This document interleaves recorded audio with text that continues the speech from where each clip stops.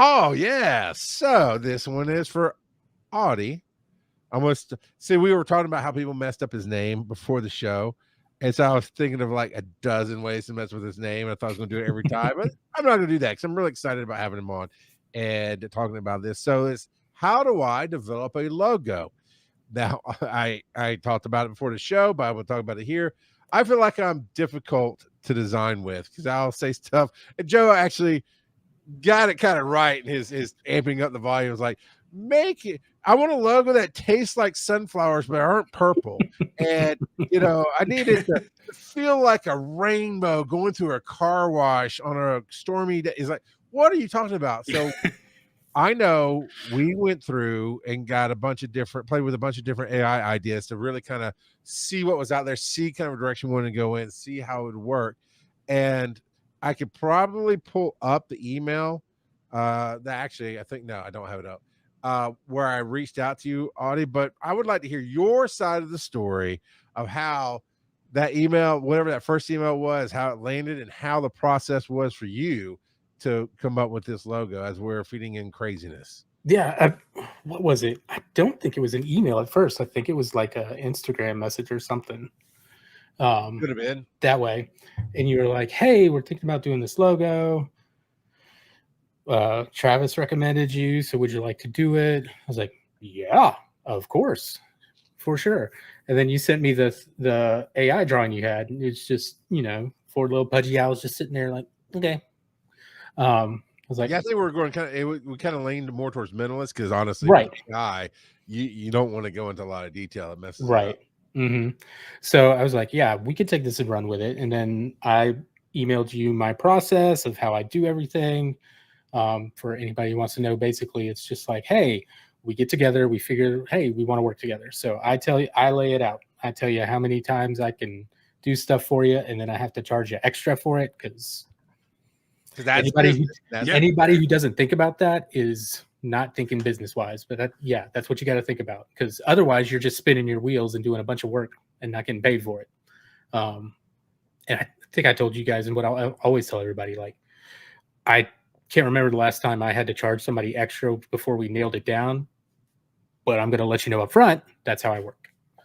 So basically I gave you my rundown and we started working and we started throwing ideas back and forth. And that's all it is. Just like with any kind of artwork or design, it's all about just throwing ideas back and forth, throwing them against the wall, seeing what sticks, seeing what works, what everybody likes and is okay with and can get around. So this is something I definitely remember going through art school. Just we would go through art classes and critique our work like crazy, and you could tell the people who could take getting critiqued, and you could tell the people who couldn't.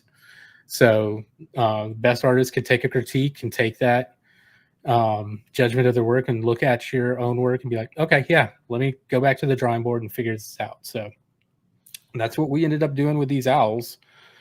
Just going back and forth, figuring out, what kind of size and shape they want to be. How thick do we want the lines? And I think the original thing you sent me was like really heavy line work. I was like, okay, so let's kind of stick with that, which is good because I'm pretty heavy with my line work when I'm drawing anyways. So, we just went back and forth and over the look of the owls, over, the text and the font you wanted to use. I do remember when Joe suggested he threw out the dials on a soundboard, and I kept playing with it. I was like, it just minimalist just doesn't work well. And then I had ideas like, well, maybe they're in front of a soundboard and we can make them play with it. And I just could not get that to work. And I was like, well, okay, we're doing minimalist. What if we just do a sound wave of some sort? I hate how I come up with some ideas. You should have videoed that and done TikToks on this project all along. I should have watched. Oh no, that's not working. And that because I love watching documentaries, and to me, that's one of the things in my head is like, oh, I would have loved just to watch the raw process happen. Right. Sorry, carry on. No, so that, and then you guys were good with that, and it was like, okay, we're onto something. So we kept doing that, and basically got to where we dialed in the characters of each of you, dialed in what you were wearing, your specific shirts. So of course, Charles, you had to have some kind of hockey jersey. Always. We made sure Joseph had a good #1 dad shirt. And Because then he's almost always wearing one of those. Are you wearing one, Joe? Are you wearing one? Not right now. I've got a Okay. Mandalorian shirt on. All right. And then with Kurt, we wanted to make sure we had a Hawaiian shirt of some sort. Yeah. And it was funny. I was going back and forth with the coloring of it, and then for whatever reason, I landed on kind of the Chipmunks color scheme. It was like, this kind of works, but I played with it, made it more for you guys, and not just strictly Alvin, Simon, and Theodore. But and then it just got to the point where we got the finished product, and then it was all three of you, and then we lost Kurt, and it was like, as soon as I heard that, I was like, okay. Yeah. I know we're gonna have to do some work on this, but I'm waiting. I was like, I'm waiting for you guys to say anything. So that's what I did. I was just like, I wasn't gonna reach out and say anything until you guys were ready. And then you did, and then we started working from there. And we started focusing on just you and Joe, and trying to figure out a way to get Kurt in there. And then the Balatro card idea came, and it was just like, yeah, that's what we're gonna do. Yeah, I know there's some colorations that didn't quite work, but that was something that I was practicing at least. It was good that I only kind of knew you, because I have to practice harder. I don't like hiring friends because I have a hard time saying no. That's not what I want. I'll just go, Sure. Okay, sure, here, thank you, and then I'll go start over again. And so I was practicing business, and when you were up front with the, hey, this is what it is, and you paid this much up front, blah, blah, blah. Like, cool, this is going to be great because you take it serious. But I believe you did a step further than, it's a step exactly what I would hope somebody would do that I'm working with. You went and started listening to the shows, and I think that really helped capture the vibe of everything in this. Because I mean, there's one or two times there, right, that we'd get an update and we were like, oh my goodness, I mean, that is Joe. He nailed Joe, and that is me. I mean, you just got the personalities down, and I know you probably did, and maybe I'll ask you. I know you could have gone and found some pictures, but these go beyond just a picture that you kind of reference. This is got the energy of the show. I mean, my face alone is very suspect in this logo. Yeah. Are you okay if I show one of the early versions that had, well, I guess really the later version that had Kurt in it? Joseph_R. I don't know who you're asking, but I don't think anybody minds. Okay. Can you see it on the screen now? Yeah, I see it. Yeah, so that was that, for all intents and purposes, was going to be the logo before tragedy struck. And yeah, I mean, like you said, like you were just saying, Charles, the characterization is on point, of them being very obviously who is who in these illustrations. And yeah, it was very well done. So how'd you pull that off, Audie? I'm awesome. Fair enough, man. That's the best answer you could give. No, honestly, a lot of it was listening to the show. I hadn't listened a lot before, but I really was like, okay, if I'm going to do this, I need to know these guys, and that kind of thing helps. Anything like the other thing I think I told you guys, and what I'll always tell somebody is like, this is your thing. This is not my thing. This is your thing. So do not hold back in telling me what you want at all. So I'm always upfront about that. I'm always telling people that, like, they're like, well, you're the artist. I'm like, yeah, I'm the artist, but this is your thing. This is your idea, your passion project. So I want to make your idea come to life as much as possible. So, so it wasn't just going back and forth through the emails. It was listening to the show and listening to you guys and really getting, hearing everybody in your character come through. And I wanted to make that happen in the art as much as possible. I mean, I think you did. I think you nailed it. And finding that, because we never were super happy with the font. Fonts are so difficult. They're like the worst. And yeah, just looking up to see if there was a Balatro Joker font, and that was because we were trying to pay tribute to Kurt. And at some point, the card will probably go away, but the font won't. Sure. So that will always be an influence there. But yeah, it's fantastic. I mean, before we move on, because I'll just gush about it all night. Joe, do you have anything else you want to say about it?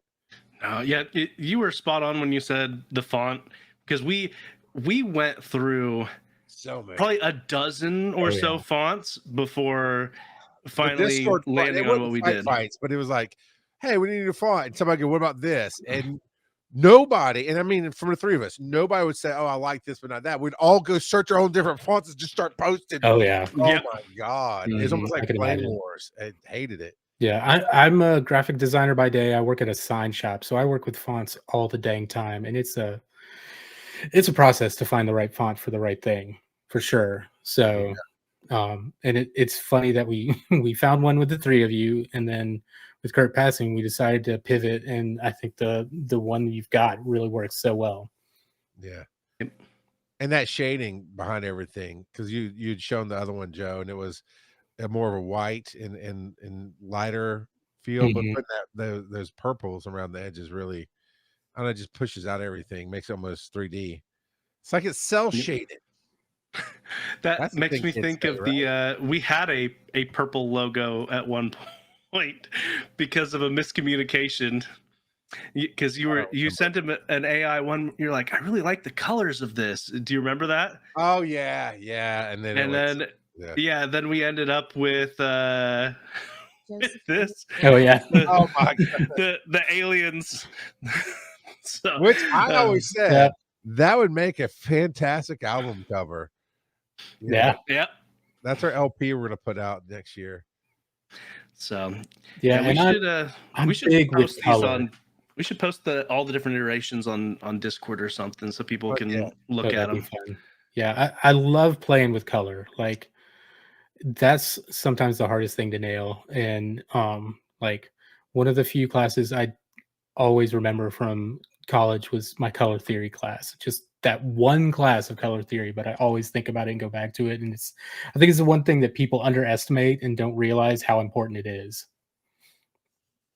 Yeah, whenever I'm trying to design something intentional, so I'll see your one class of art theory and raise you. I read one article on the psychology of color, but it's stuck, and I always kind of think of like, Mhm. what am I Oh trying yeah. to convey? Yep. And now, yes, Joe, I'll go to the great sage Chat GPT and say, hey, if I'm trying to convey these things, what colors do I need? And sometimes it lands and sometimes it doesn't. But I will say this as we get ready to roll the dice.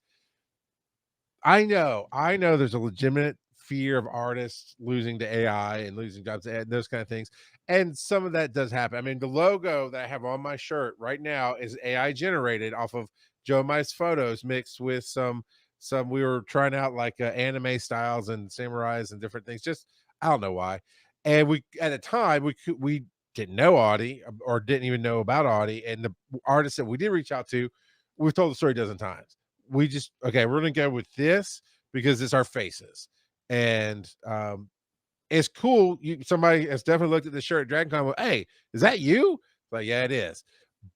But you'll not replace that energy of a human being understanding what the other human being is looking for and going through the energy they're putting out, because this logo, the way it captures Joe's face and my face and even Kurt's face, it is on point. AI just can't get that.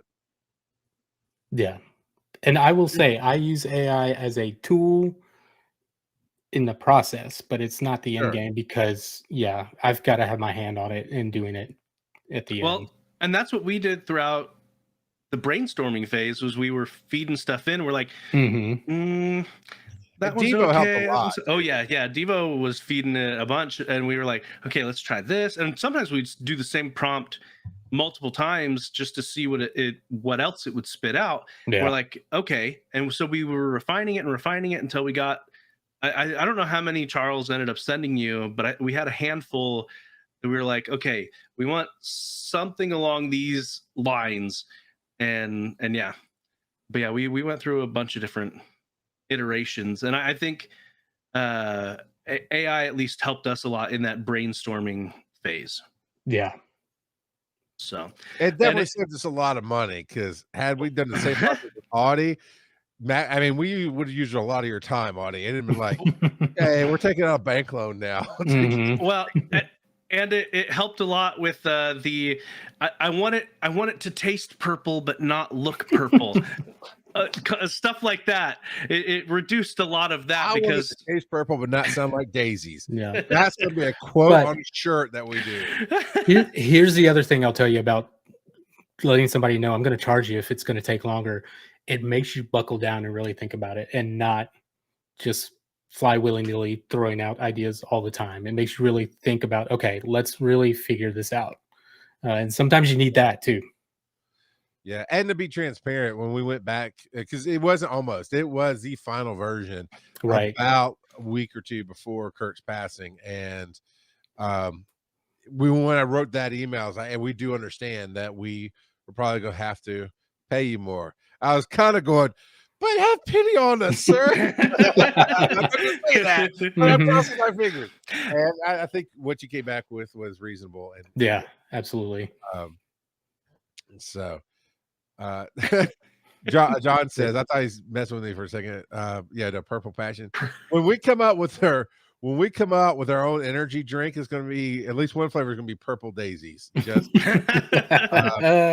he says 100%. Charles, AI doesn't understand humans. Only humans can understand humans, and even then, we can only get it part of the time. So